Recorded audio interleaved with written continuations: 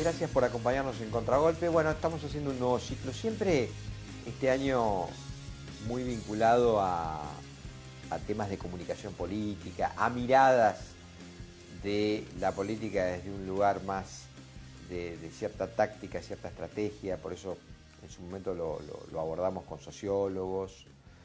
Y hoy tratamos de hacerlo con periodistas, con políticos que tienen mucha historia vinculada a estos fenómenos nuevos de las redes sociales, de las aplicaciones, de cómo ha alterado eso la vida cotidiana.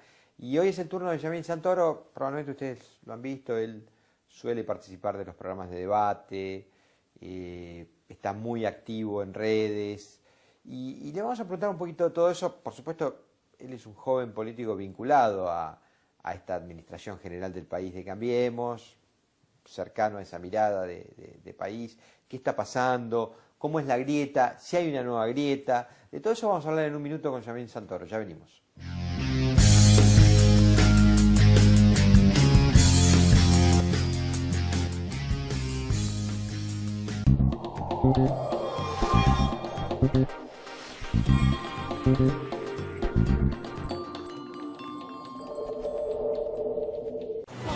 Para cada uno, crecer es algo distinto. Lo importante es tener quien te acompañe. Banco Ciudad te quiere ver crecer. Un cálido sol de invierno te invita a conectarte con la naturaleza, con los sabores. Una tierra de aventura, de cultura, de mágicos momentos. San Juan celebra los vínculos. Venite a San Juan. Más de 13.000 policías en calle. Seguimos avanzando hacia una ciudad más segura. Buenos Aires Ciudad. Vamos, Buenos Aires.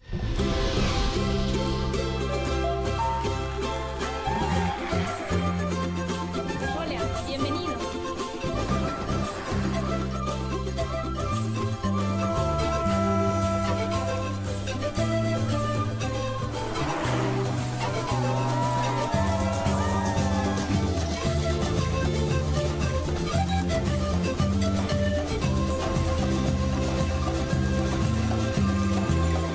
Vienen a visitarnos. Entre todos, hagámoslo sentir como en su casa. Estamos más cerca para que vivamos más tranquilos. Por eso seguimos sumando tecnología, con nuevas cámaras y la ampliación del centro de monitoreo. Inauguramos nuevos destacamentos y aumentamos la presencia de fuerzas policiales. Todo para que vivamos mejor. Vivamos Vicente López.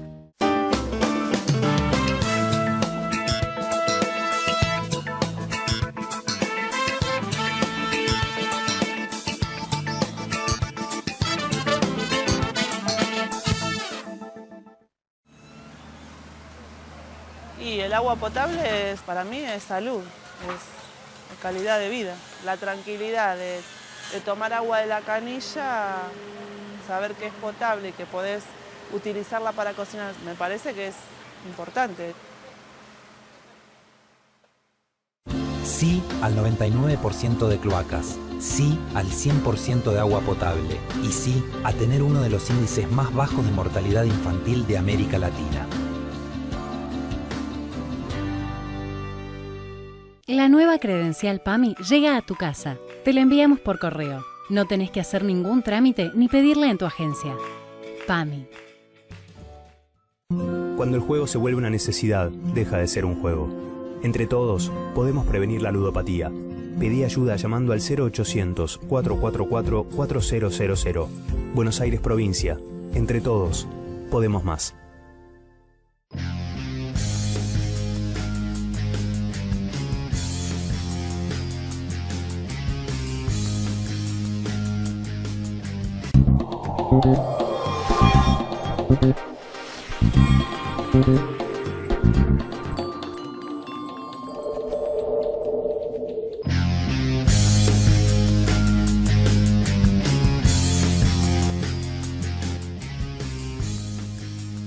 Bueno, Yamil, gracias por visitarnos.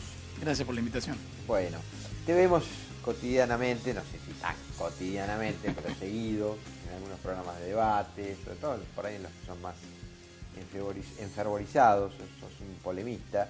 Y creo que sos polemista desde un lugar que se ha dado a conocer en la Argentina desde hace unos años como la grieta, ¿no? ¿Qué opinión tenés, sobre todo a partir de alguna de las ideas fundamentales de Macri? Una era la lucha contra la pobreza, ahora después también el tema del narcotráfico, y la otra era un poco unir a los argentinos, ¿no? Eso, en 2 años y medio largos de gestión, ¿en qué lugar lo ubicarías a lo de unir a los argentinos? Bueno, probablemente de los 3 ejes que vos mencionás, es en el que menos avance se ha logrado. Creo que en parte porque tiene que ver con cierto ADN político que tenemos los argentinos, que es de plantear nuestras diferencias en términos de blanco-negro, en lugar de buscar una síntesis a veces de las ideas distintas, apostando al resultado. Digo, en materia económica, que es lo que yo habitualmente debato, o algunas cuestiones jurídicas, hay mucho fanatismo, hay mucha definición sin escuchar al otro. Misma la dinámica de los programas de televisión que vos mencionabas van orientadas a confrontar y a chocar en lugar de a contrastar propuestas, a buscar soluciones. Entonces creo que se ha ido generando una suerte de cultura permanente del conflicto, desde los programas, desde la dinámica de la política, desde las calles. Digo, hemos perdido la posibilidad de pensar a los problemas como una cuestión común que hay que resolver en equipo, más allá de las visiones genuinamente distintas, y estamos como insertos en una suerte de crispación permanente. Si bien, como vos bien decís, yo suelo participar de los programas menos afines a la Administración Nacional o a Cambiemos o al gobierno de Mauricio Macri, tengo una postura muy clara, que es la de siempre tratar de soportar mi discurso en datos, porque entiendo que los datos es lo único que no resulta opinable. Digo, es objetivo, después podemos debatir la interpretación de los mismos, pero lo que hay en la discusión pública muchas veces es ausencia de datos y exceso de consignas. Y estoy tratando por lo menos de llevar la discusión en otra dirección. Sí. ¿Y a vos te parece que las políticas, digamos, pues vos por ahí situás la confrontación, el blanco-negro, la grieta, el nombre que le querramos poner, dentro de un ADN del ser nacional, por así decirlo, o bueno, o de los que van a los programas de televisión como mínimo? Pero ¿qué responsabilidad le otorgás, si le otorgás alguna, a las políticas generales que se disparan desde la acción de gobierno? Es decir, ¿te parece que han ayudado a bajar la confrontación? ¿La han aumentado? ¿Era inevitable? ¿Es necesario poner al otro en clara contraluz para que el ciudadano medio se dé cuenta de lo que está pasando? Mira, yo creo que ahí hay un problema que hasta tiene que ver con una concepción de la economía, que es pensar que se trata de un juego de suma cero, donde cualquier decisión siempre tiene que tener necesariamente un ganador a costa de otra parte de la sociedad. Y eso tiene que ver con un problema, hasta me animaría a llamarlo de ignorancia económica, que es no entender que el verdadero desafío de los países, y lo que el Banco Mundial ha relevado, que hace salir a la gente de la pobreza fundamentalmente, es el crecimiento económico. Y la discusión que faltaba en Argentina y que este gobierno viene encarando es cómo empezar a crecer de manera sostenida y sustentable a lo largo del tiempo. Te pongo un ejemplo practiquísimo que en la tele se debatió mucho y participé en muchos debates, que era la cuestión de las retenciones. Este gobierno concentrador que en favor de los ricos bajó las retenciones, etcétera. A raíz de que se bajaron las retenciones, aumentó el nivel de actividad del campo y el Estado recaudó mucho más de lo que hubiera recaudado si se mantenían las retenciones. Es decir, bajando impuestos, por ejemplo, la Argentina, dado que tiene una presión fiscal tremenda y hasta te diría predatoria, logra tener más empleo, logra tener más actividad económica y más recaudación. Entonces, creo que, reitero, hay muchos que parten de la consigna en lugar de partir de la realidad cotidiana de las pymes, de los laburantes, de cómo el proteccionismo los afecta. Y creo que este gobierno, sea algo que con sus aciertos y sus errores, digo, yo no soy un fanático que te va a negar que no nos hemos equivocado en algunas cosas, plantea eso, dice, bueno, a ver, ¿qué funciona en el mundo? ¿Qué sirve? ¿Qué genera los mejores resultados? Después le puede pifiar, digo, porque también uno toma decisiones dentro de un contexto donde supone ciertas variables, que como pasó con el tema del endeudamiento y del gradualismo, dependía de cosas que no gobernaban, se le alinearon mal los planetas, junto con algunos errores propios, y eso contribuyó a que hoy estemos corriendo al déficit fiscal de atrás. Claro. Ahora, vos hablás de datos duros, ¿no? Para eliminar el discurso de consignas, o de consignas tal vez vacías. Lo cierto es que la recurrencia al endeudamiento, y que es una recurrencia potente porque ha aumentado muy fuerte el endeudamiento del Estado, tanto con los organismos de crédito, en este caso con el fondo, pero anteriormente en el denominado mercado de capitales, respondía a que, bueno, que el Estado, digamos, en la cuenta general entre lo que entra y lo que sale, claramente está deficitario. Y parte también tiene que ver con que la desfinanciación tiene un origen en que el Estado perdió ingresos que antes tenía. Después discutimos si eso es correcto o no para el libre funcionamiento de la economía, pero digamos, el Estado contaba con unos ingresos que empezó a no percibirlos. Sí, te diría que el verdadero problema... Es como que se descalzó, digamos, ¿no? Te entiendo tu planteo, yo creo que el problema tuvo más que ver con aumentar algunos gastos, ejemplo, reparación histórica, podemos discutir si fue o no, pero digo, fue una decisión de la administración de aumentar esa cuestión. Erogaciones en dólares, por ejemplo, por la quita del cepo, que fue una cuestión acelerada. O sea, lo que nosotros planteamos... Por la quita del cepo y la devaluación, digamos. Claro. Te diría también, de pique nomás tuviste que arreglar con los holdouts, que eran 12.000 y pico de millones de dólares. El reconocimiento de un montón de pasivos que antes capaz estaban flotando en la nube, digo, varios problemas que la salida del tema de las de high, porque algo que quizás mucha gente no está al tanto, pero la Organización Mundial del Comercio en el 2015 falló en contra de la Argentina, que sí o sí tenía que bajar un montón de cuestiones de proteccionismo, con lo cual si hubiera ganado Del Caño, Altamira, Scioli o Massa, se tendría que haber hecho una mayor apertura de la economía, a pesar de la intención de la Argentina. Entonces, en la práctica, el gobierno no encontró el mejor panorama para poder ordenar las cuentas fiscales y después tomó un camino que era el del gradualismo, el de tratar de hacer esas correcciones paso a paso, de a poco, financiando esa diferencia que vos mencionabas con deuda, lo cual para nosotros, que yo estoy fundando un partido dentro de Cambiemos que se llama Mejorar, que es como el ala más liberal dentro de Cambiemos, planteábamos que era riesgoso por un lado y que era más conveniente a nuestro entender hacer correcciones de una y a mayor velocidad. Más de fondo, o hasta si lo querés en términos coloquiales, quizás en algunos temas más de shock. Pero justamente los esfuerzos de endeudamiento del país que fueran a contener cualquier sector que hubiera podido quedar resentido a corto plazo, pero ya dejabas la economía en condiciones de poder crecer y arrancar, y no esto de ir poco a poco corrigiendo, donde la restricción política quizás te evita la posibilidad de avanzar en determinados temas. Hablando de la grieta, hay como dos miradas sobre lo que está pasando ahora, en este momento de ultísima actualidad. Digo, hay una mirada, si querés, más vinculada con la oposición y con el kirchnerismo en particular, que dicen, bueno, el gobierno venía muy comprometido económicamente, sus números eran claramente negativos, y entonces larga una suerte de Blitzkrieg, una guerra muy relámpago, al estilo de las Wehrmacht, que es la ofensiva de la Segunda Guerra Mundial, donde tenés disparadores como la multa al gremio de camioneros, la posible multa al gremio de SUTEBA de maestros, el gran caso del Cuaderno Gate, y como cerrando toda esa ofensiva, si querés, la nueva prisión de Vudú. Del otro lado es, mirá, son decisiones judiciales, nosotros ahí no intervenimos, pasa porque son los tiempos de la justicia, y bueno, pero da la impresión como que estos dos grupos están en esa, digamos, o sea, unos se victimizan y dicen, somos agredidos por la larga mano del poder del Ejecutivo en la justicia, y otro es, el tiempo de la justicia habla y dice estas cosas. Mira, yo lo que creo que ha logrado el avance de la justicia es juntar a personas que se odian y se han insultado en todos los colores, como fueron Cristina y Moyano, que justamente los unió la necesidad de tratar de hacer cierto cuerpo común ante el avance de la justicia en relación a irregularidades, corrupción y demás.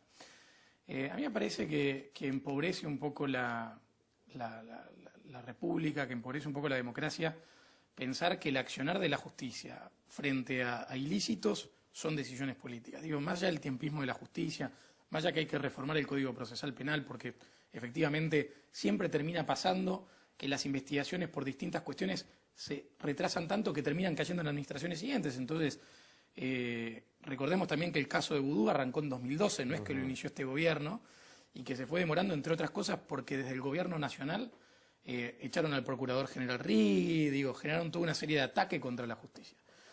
Yo creo que este gobierno sí tiene una decisión firme de no dejarse apretar, de usar todas las herramientas legales para defender las instituciones democráticas. Digo, si Camioneros no acata una conciliación obligatoria, corresponde legalmente que sea sancionado.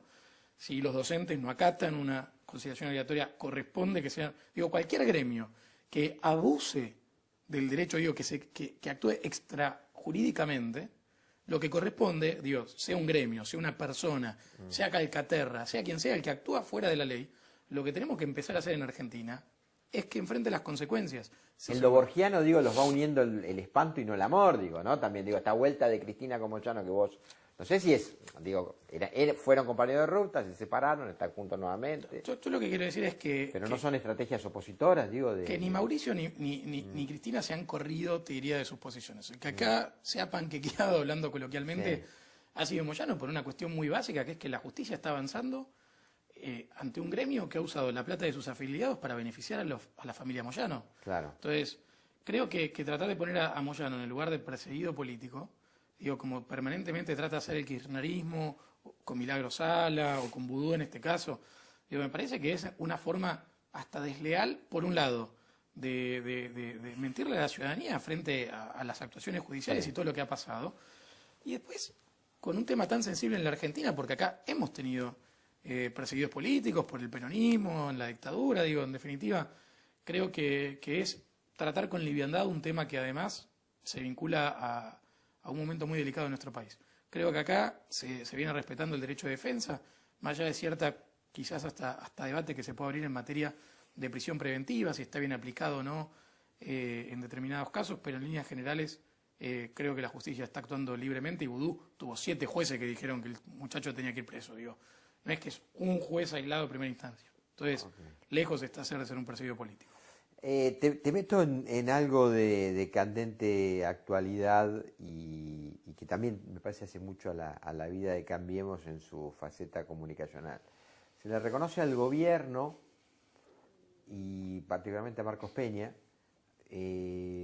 una mano muy diestra a la hora de operar en redes sociales. Y esto ya es una opinión mía, yo creo que una de las grandes diferencias de Cambiemos con respecto a todo el espectro político opositor y no opositor también es la verdadera comprensión de cómo funcionan las redes, ¿no? Me parece que ahí hay una verdadera ventaja comparativa. Mi información me dice que, por ejemplo, los equipos comunicacionales del gobierno tienen gente que trabaja Facebook, otra trabaja Instagram, otra trabaja Twitter, porque son lenguajes diferentes dentro de ese mundo. Y entonces lo que me interesa preguntarte es hasta qué punto ese mundo de las redes, hay todo un desarrollo que ha hecho un filósofo coreano que se llama Chung Han, en un libro que se llama Psicopolítica, que yo recomiendo mucho, donde dice que esa aparente libertad que te da la red no es más que una jaula inmensa, parece casi infinita, donde a vos te parece que estás operando libremente, pero dada la potencia de los algoritmos, en realidad te estás relacionando permanentemente con tus vínculos informativos, con lo que querés escuchar, con lo que querés leer y qué sé yo. Bueno. Entonces, sí, dale. No, en esa línea, digo, creo que de base todas las personas tenemos sesgos cognitivos que tendemos a buscar y a priorizar aquello que reafirma nuestras creencias y nuestras convicciones. Digo, eso independientemente de la llegada de las redes sociales, que de alguna manera, por estos algoritmos que vos mencionás, tienden a mostrarnos más de aquello que nos gusta, que tiende a gustarnos de aquello que coincide con nuestra visión de mundo. En consecuencia, hay como una suerte de insistencia en la propia visión, que muchas veces lleva al fanatismo, y creo que las redes están contribuyendo a esto que llamábamos la grieta, a reafirmar posiciones mucho como tan fanáticas o sólidas, ¿no? Monolíticas. Yo siempre, como librepensador, me permito dudar aún de mis propias convicciones. Me gusta ir a leer medios alternativos, a pesar de que Facebook no me los recomiende. Lo haces. Lo hago. Digo, es un ejercicio que creo que me ayuda. ¿Qué lees, por ejemplo, fuera de lo que está claramente identificado con tu manera de pensar o más vinculado con tu manera de pensar? A ver, me gusta leer Página 12, leo, o sea, de medios digitales desde... El Destape. Desde el Destape, sí, igual el Destape me he comido varias operaciones, así que también siempre tiendo a tomar... Pero lo lees igual. Sí, pero porque aparte hasta también me parece importante entender cuál es la realidad que algunos están intencionalmente tratando de construir. Porque de base toda noticia tiene cierta... No hay objetividad, me parece, ¿no? No, y me parece que no está En mal algún lugar. blanquear que digo, de mínima hay criterios y visiones y valores. Sí. Después hay otros que ya directamente tratan de fabricar realidades, digo, falseando datos, omitiendo información, etcétera. Pero aún así... Eso serían las fake news. Exacto. Pero digo, estamos libres, digo, también desde el espacio vinculado al gobierno, no hay construcción de medios vinculados o más simpatizantes también de fake news. Mirá, yo digo, desde ya que hay medios que por un tema de clickbait, digo, de tratar de buscar más público y demás, mienten, fuerzan interpretaciones, militan, digo, activamente. Lo cual no creo que nazca del seno del gobierno. Digo, hay personas que entienden que su negocio como medio es captar cierta audiencia con mensajes muchas veces de odio, tanto a favor como en contra. O sea, yo creo que estamos viviendo un momento peligroso en materia de calidad de la información que consumimos, donde la mercantilización del clic está llevando a que muchos medios abandonen su vocación de aportar información primero y están poniendo, si se quiere, la audiencia, o sea, la captación de audiencia por delante del rigor técnico. Ahí, lamentablemente, no nos queda más que la prudencia de cada consumidor o de cada lector para poder medianamente darse cuenta quién le está vendiendo un buzón y quién está editorializando, que todos lo hacen. Seguro. Pero ¿dónde está el límite? Quería, una vez más, aprovecharte en el buen sentido, porque sabemos que, bueno, dejaste un poco la función pública, o dejaste la función pública, no un poco, y hoy estás vinculado a Uber, ¿en calidad de qué? ¿De abogado? No tengo ningún tipo de vínculo comercial. Vínculo legal, contractual, digamos. A ver, y te soy franco, yo soy liberal, no reniego del lobby. Sí. No tendría ningún problema. Pero te pregunto, pero... No tendría ningún problema en cobrar de Uber, de podría ser abogado de Uber, por ejemplo. Por ejemplo, digo, pero no lo sos. O lobista, lo que fuera, no lo soy. Creo que ahí hay una cuestión importante que es... Pero pará, quiero ahora me contás lo que es importante de eso. Pero como vos sos un sujeto de las redes activo y tenés ahí una militancia, hay una posición, porque la acabas además de contar, me gustaría tu mirada sobre estas aplicaciones nuevas, concretamente Uber, pero lo vemos en Globo, que es la de los repartidores, o en Pedido Ya, porque algo que se le objeta desde ciertos lugares es que son plataformas que fomentan la evasión. Bien. ¿Por qué? Porque tienen la madre corporativa en a veces paraísos fiscales. Hay un track del deal, del comercio, que no cotiza al Estado donde se está fomentando esa transacción, correcto, en este caso la Argentina, y va directamente a esos lugares evadiendo impuestos. Eso por un lado. Y por el otro lado, también lo que se objeta es que, de alguna manera, rompe ciertas alianzas de tejidos, como por ejemplo el gremio de taxistas y su sindicato y su pertenencia. Yo no lo llamaría alianza, yo llamaría relaciones parasitarias. Está bien, bueno. Pero digo, algunos dicen, bueno, rompe, hay encubiertas sistemas, por ejemplo, son monotributistas y entonces no contribuyen a las arcas de la seguridad social. Es decir, toda una mirada acerca de eso. ¿Vos qué respuesta tenés? Trajiste 3 millones de temas, así que voy a tratar de ser práctico. Primero, creo que quien suele estar ausente en cualquier debate regulatorio en la Argentina es el consumidor. Somos las personas. Entonces siempre se escucha al empresario, se escucha al gremio, se generan distintas barreras que hacen que los consumidores históricamente hayamos sido sitting ducks, un público cautivo de aquellos que tienen capacidad de lobby o rosca que les pueden garantizar una renta determinada. El ejemplo más práctico eran las empresas proteccionistas de Tierra del Fuego, que hacían que nosotros paguemos computadoras 4 veces más caro que el resto del mundo, para una industria que no tenía ninguna razón de ser, porque ni siquiera era una industria, en términos reales y prácticos. Ahora, en el caso de estas aplicaciones, lo que están permitiendo, por un lado, es que recursos que estaban ociosos en la economía, un auto particular, tiene un uso promedio de entre un 2 y un 4%. O sea, vos compras un auto, invertís un montón de capital en un bien que vas a usar el 2 al 4% del tiempo. Estas aplicaciones de economía colaborativa lo que permiten que esos recursos ociosos sean personas que tienen tiempo libre, más recursos libres, los pongan a disposición de otras personas que quieren una solución en esos términos. Lo cual lo que hace es que genere más puestos de trabajo, puedan acceder a esos servicios a menor precio y en términos prácticos mejora el salario real de las personas, de los trabajadores. O sea, no solamente porque genera nuevos puestos de trabajo, sino porque permite aumentar lo que en economía llamamos el excedente del consumidor. De hecho, hay un estudio muy lindo que hizo la gente de Freakonomics, que se llama Why Uber is the Economy's Dream, porque dice justamente acá podemos medir el excedente del consumidor y está claro y acreditado. Entonces, creo que todas estas aplicaciones lo que ofrecen es una oportunidad enorme de hacer que los trabajadores, digo, cada uno de nosotros, con el mismo ingreso, tengan un mayor rendimiento de su salario. Obviamente que hay industrias o actividades... Y en cuanto a la evasión, al punto de la evasión. Pero es que no hay evasión, de hecho al contrario, fíjate que al ser aplicaciones que cobran con tarjeta de crédito... Sí, pero no cotizan en el país, digamos... Pero ¿cuántas empresas tenemos que la casa matriz está en otro lado y que después para eso están los convenios de doble imposición? Digo, y que de hecho tributan en los términos que define la legislación aplicable.